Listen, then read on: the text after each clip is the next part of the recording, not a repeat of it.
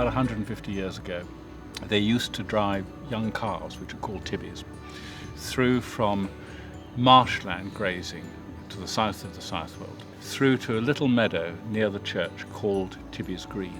We realised that this was a huge opportunity to do something with this space. We had a really good look at Southwold. Our client Simon Loftus was a very good guide and showed us some of the things that he loved about Southwold.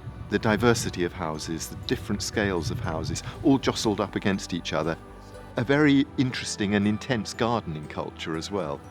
We just tried, if you like, to imbue what we were doing here with some of those qualities. I was born in Southwold. My father was a local GP and I lived here until the age of 10. So I've always been very, very fond of Southwold. So we were absolutely delighted to be involved in the scheme, and to do something of contemporary nature was fantastic for us.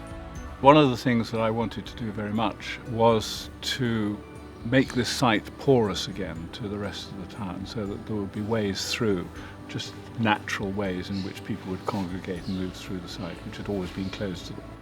There are these paths or ginnels or alleys, and they actually still act as streets, and there are houses built off them. And so in this development you go through and then you find there's some more houses behind with their own front doors, their own kind of front gardens, and that is picking up on a particular kind of urban form that we discovered here.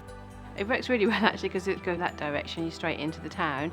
This way you can nip down to the beach. You've got the park outside. Obviously you can go through the church, which heads down to the beach. Kind of all roads really end up at the sea here. And the old lady came up to me shortly after this development, said she hated the architecture but loved the fact that she could walk through it. I'd like to think it isn't in any way pastiche, but at the same time it picks up on aspects of the Southwold way of doing things. Canny, my partner, calls it ash Sakula gone vernacular. I don't know whether that's an accurate description, but it rhymes anyway.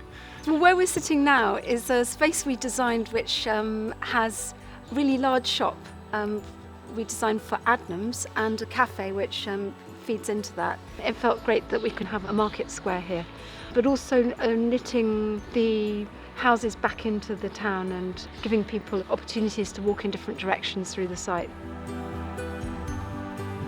We had some very good local councillors whose imagination had clearly been caught by this scheme and thought this was a wonderful opportunity and acted as champions for us. We were very surprised at how quick the planning process was, and it was much quicker than most of our planning applications, thank goodness.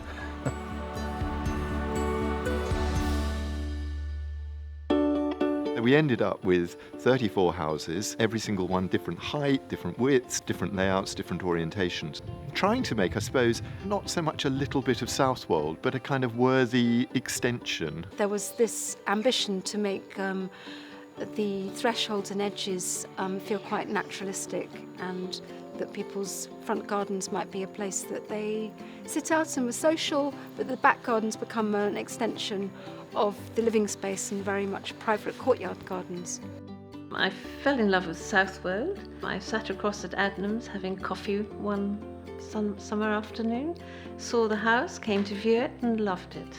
Both the shop, the cafe and the houses are in this sea of washed pebbles. Within the surface we embedded some slabs of wood which were in fact the old groins from the Southwold beach which they were replacing, the cedar fences.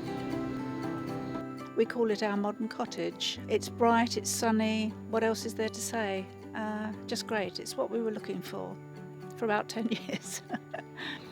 Some places look onto courtyard gardens. Some places just have a really cool front garden looking onto the green. Today when I opened the door, I just saw 3 windows looking outside, looking at the park. So I said, wow, they bring all the outside to inside the house. It's a small garden with a big garden with the park. It's absolutely brilliant. This is a fairly sustainable scheme. There's a lot of insulation in these houses. They've got whole house mechanical ventilation with heat recovery, and the chimneys are not just a decorative feature, they all actually work as vents.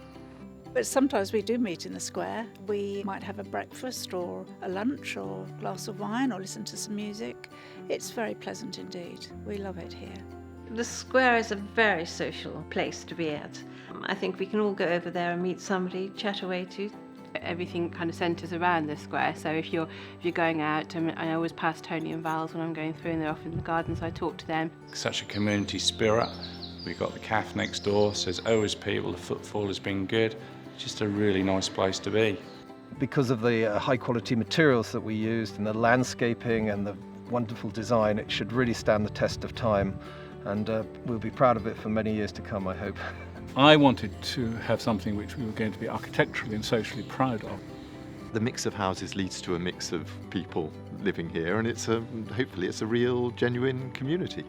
Everybody's very friendly, so around here, what can I say? You know, it's one of the best places I've been in the world. You know.